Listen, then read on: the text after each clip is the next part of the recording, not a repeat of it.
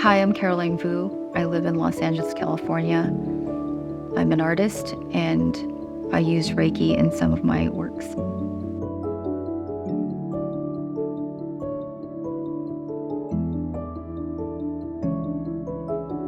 I was diagnosed with breast cancer in 2014. At diagnosis, I had this strong belief that I would make it, I wouldn't die from cancer.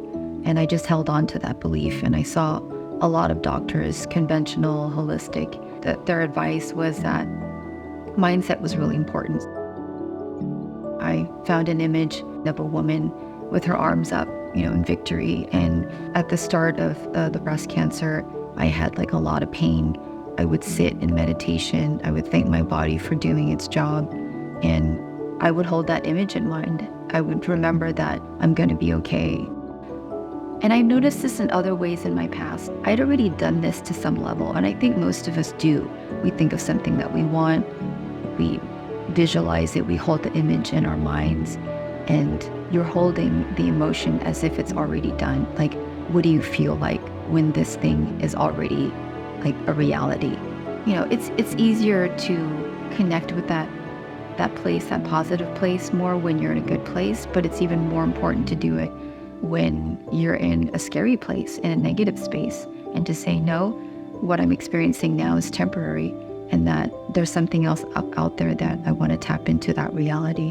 One day I was outside, exercising with some friends, and I had realized I'd become her. I just felt my condition was improving. I felt more energy.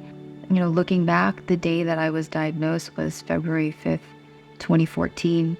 And the day that my oncologist told me that my status was NED, which is no evidence of disease, was February 5th, 2016. So exactly 2 years to the day.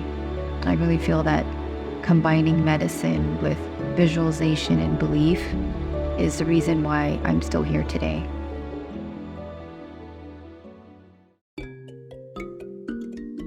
I learned about the power of belief through various books, and primarily through one called Spontaneous Healing of Belief by Greg Braden. So they ran an experiment where during war between two countries in the Middle East, they trained a group of people to do transcendental meditation. They meditated on specific days and specific times of the day. They took into account the number of traffic accidents, ER visits, and crime rates.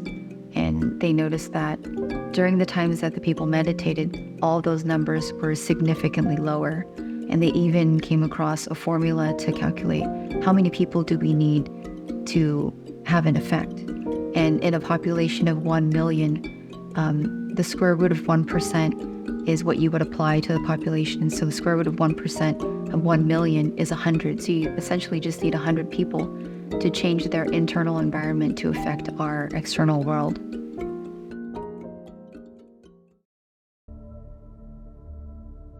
During my cancer experience, I was undergoing chemotherapy, which was really scary for me.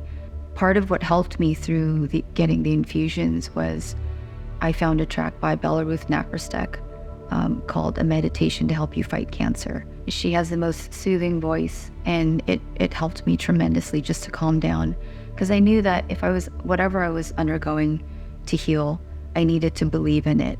And, I listened to that every day for about 4 years.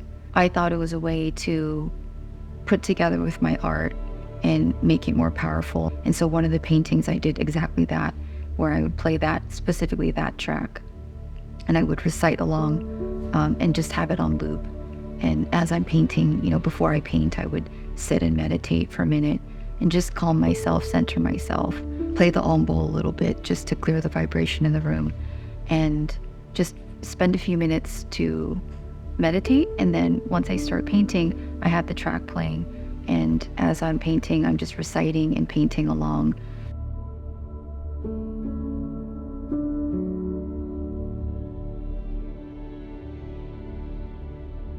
Painting the image of the person in the reality that they desire.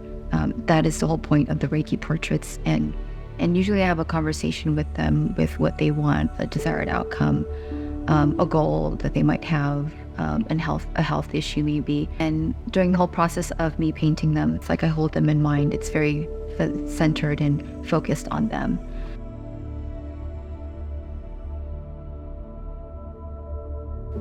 Some of it is art for art's sake.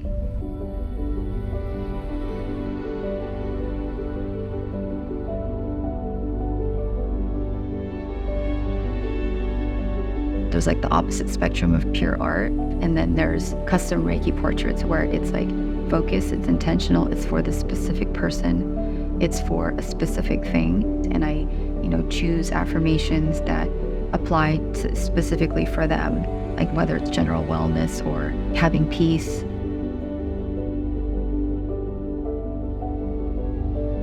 There's a new series that I'm doing where instead of having a custom painting, it's already done, but there's that hybrid, there's that energetic component, and I'll paint down a layer, and before it dries, I'll write into the paint, I'll etch it.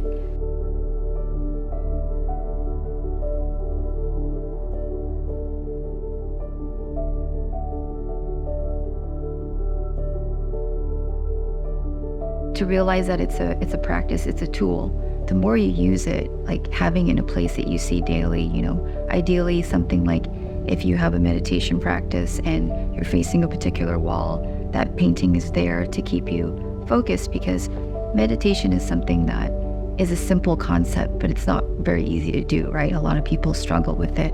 And if you have something to continually return you back to center, taking actions toward their goals, or taking a step into a different life, but also realizing that repetition is what makes it more powerful. We're starting a new business, we've gone through a divorce, we're taking a huge project. I think it'd be helpful for people to have a tool like this where this image, this painting, this artwork is there for them to see, and it refocuses them to what they set out to accomplish.